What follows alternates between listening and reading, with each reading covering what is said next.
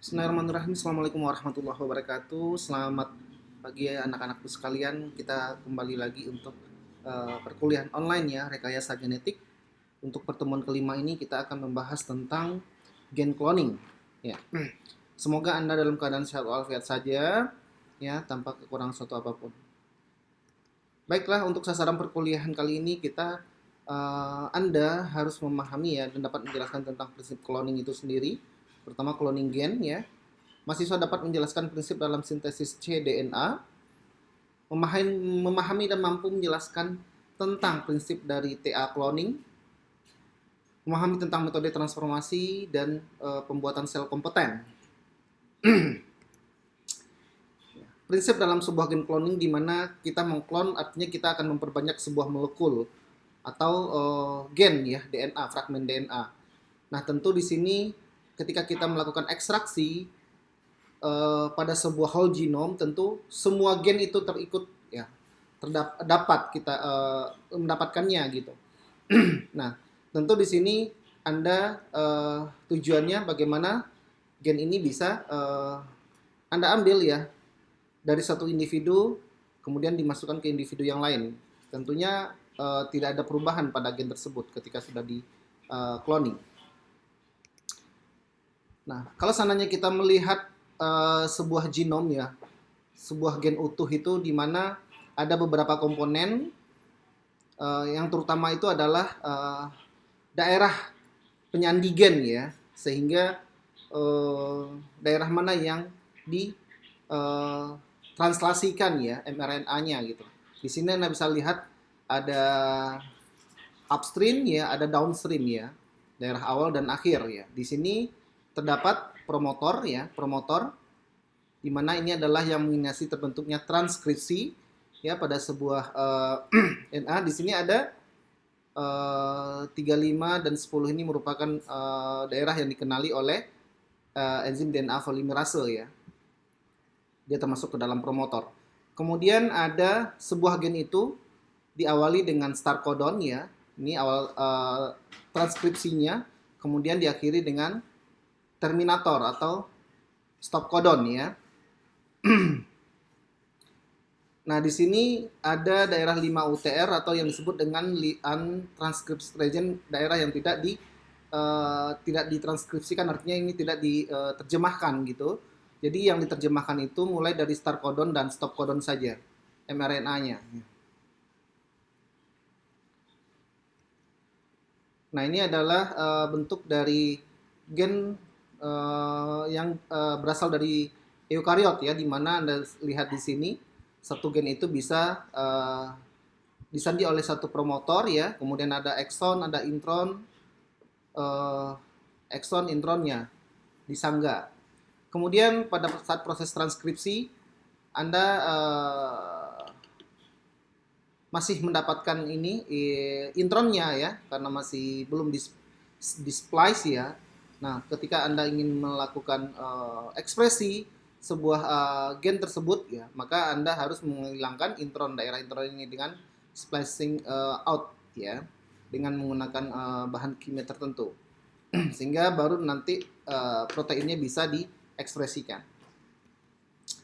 Nah, ketika kita mengambil sebuah gen ya, untuk melihat sebuah ekspresi gen itu Anda harus mengambilnya dalam bentuk mRNA ya, messenger RNA. Artinya dia single strand. Nah, tentu di sini yang Anda isolasi itu adalah RNA.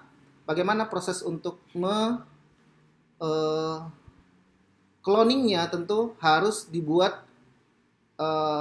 cDNA dulu ya, complementary DNA ya, di mana Anda sintesis ya dengan beberapa metode, nanti kita akan jelaskan. Kemudian Anda amplifikasi dengan gen target tersebut dengan PCR ya.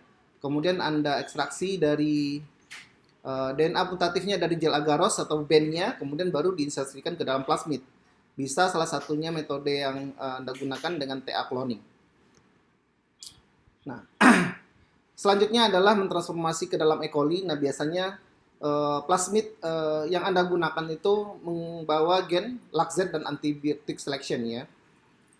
Nah, untuk mengkonfirmasi ya transforman Anda, koloni transforman Anda bisa menggunakan koloni PCR koloni ya dengan primer yang mengapit daerah MCS pada plasmid Anda ya, kemudian mengamplifikasi plasmid tersebut, kemudian Anda bisa mengkultur koloni yang sudah terkonfirmasi tersebut ya, sehingga ini akan dikembangkan untuk selanjutnya purifikasi ya plasmid dari sel dengan banyak metode ya, tergantung kit yang Anda gunakan. Nah, ini adalah prosesnya.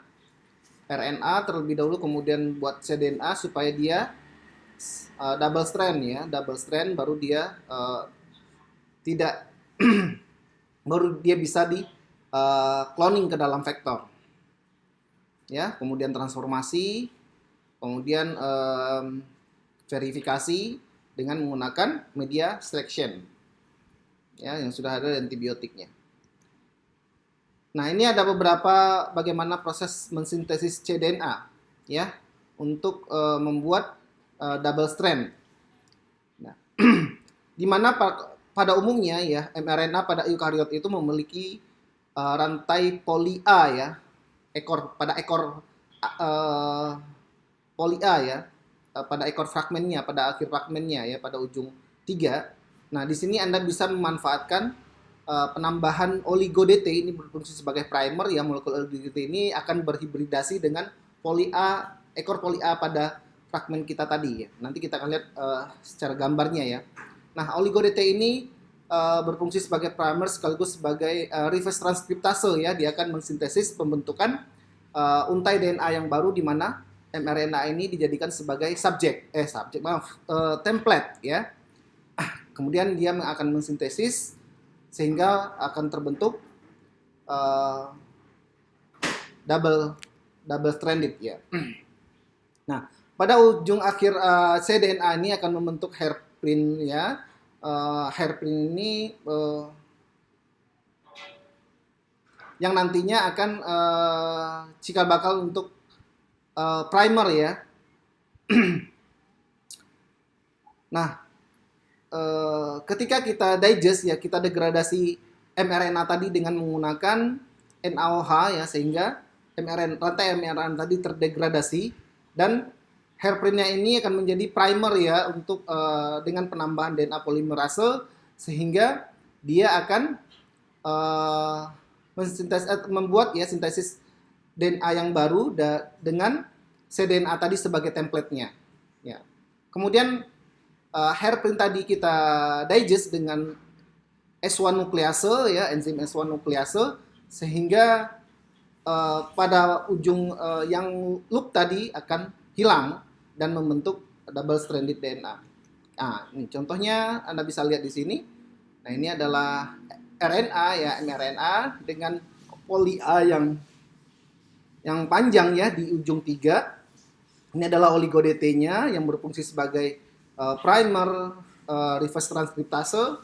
Kemudian dia akan terbentuk sintesis ya, Anda bisa lihat di sini. Sintesis DNA untai baru, kemudian berbentuk hairpin loop ya di sini.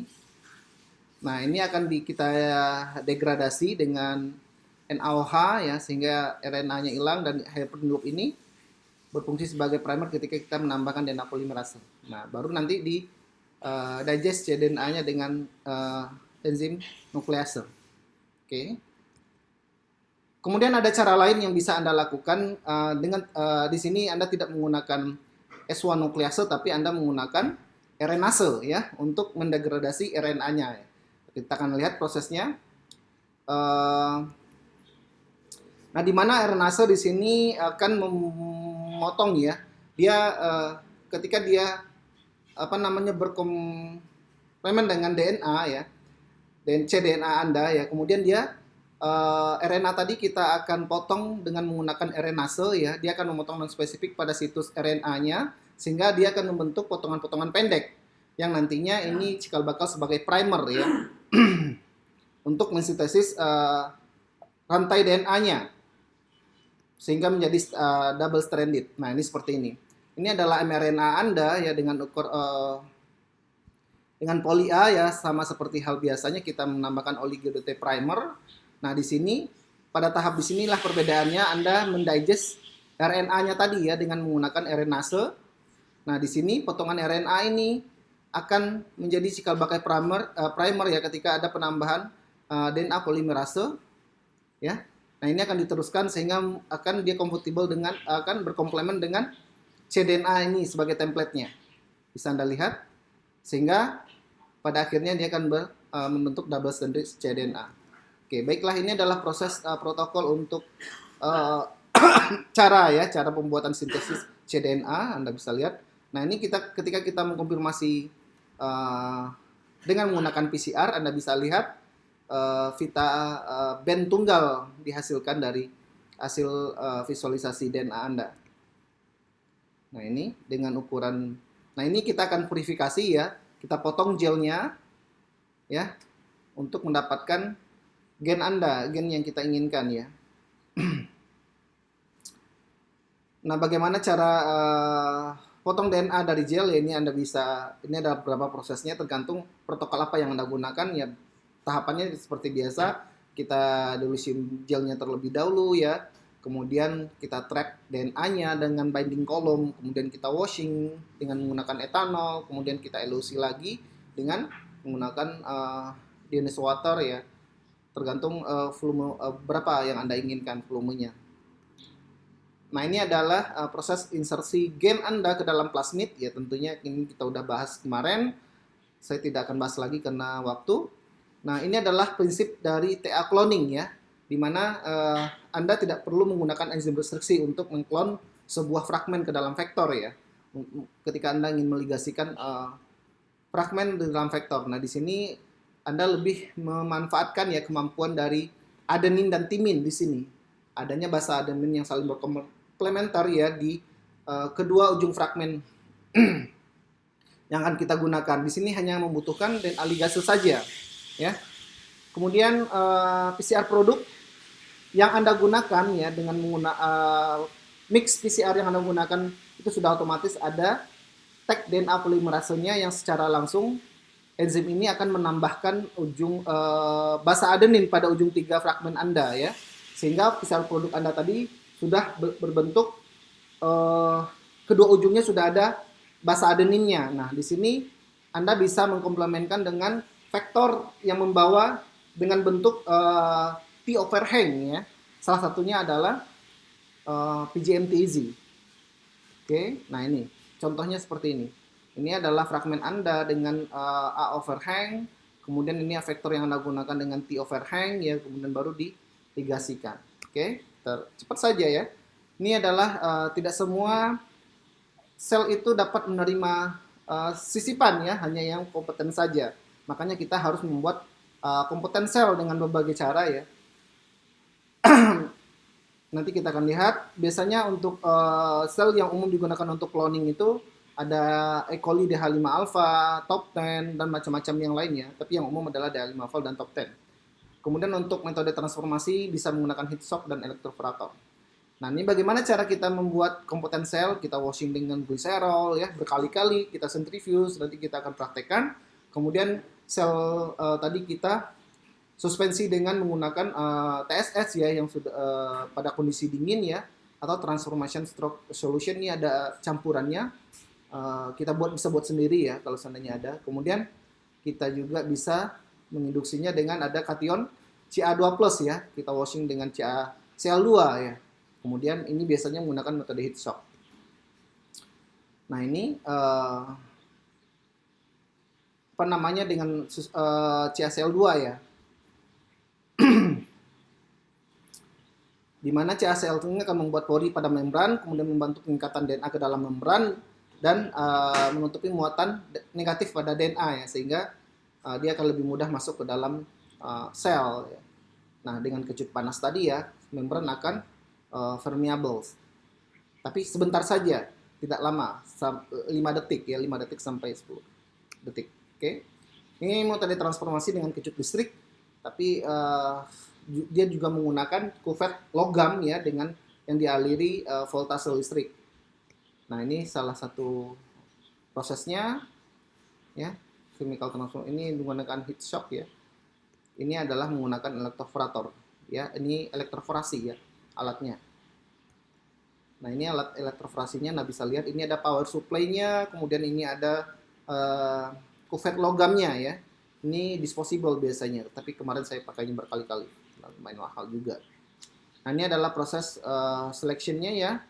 Bisa buat selection ya, kemarin kita seleksi biru putih ya. Tidak saya akan bahas lagi. Kita inikan saja. Nah, ini adalah proses isolasi plasmid yang bisa kita gunakan di mana kita dapat menumbuhkan setelah kita konfirmasi ya bakteri transforman kita ini kita ambil, kita tumbuhkan ke dalam media ya. Biasa. Kemudian kalau seandainya kita ingin menginduksi ya high copy number ya, jumlah plasmid di dalam sel itu lebih banyak, Anda bisa menambahkan arabinose ya untuk diinduksi ya supaya jumlah kopi plasmid Anda lebih banyak di dalam sel ini contohnya. Kemudian baru centrifuge pelletnya, kemudian baru pellet tersebut kita degradasi dengan kita isolasi dengan menggunakan kit isolasi plasmid. Ya, ini prosesnya lysis, netralisasi, DNA binding, washing dan dilution. Baik, terima kasih. Cukup sekian untuk perkuliahan kita kali ini. Mudah-mudahan Anda bisa paham. Saya berharap Anda bisa banyak membaca ya, karena memang ini kita keterbatasan waktu sehingga kita tidak banyak untuk membahasnya. Silahkan baca modul, baca textbook, baca jurnal ya, terutama jurnal untuk memperoleh kesanaannya. Sekian saja, tetap semangat, optimis, jaga kesehatan Anda. Assalamualaikum warahmatullahi wabarakatuh.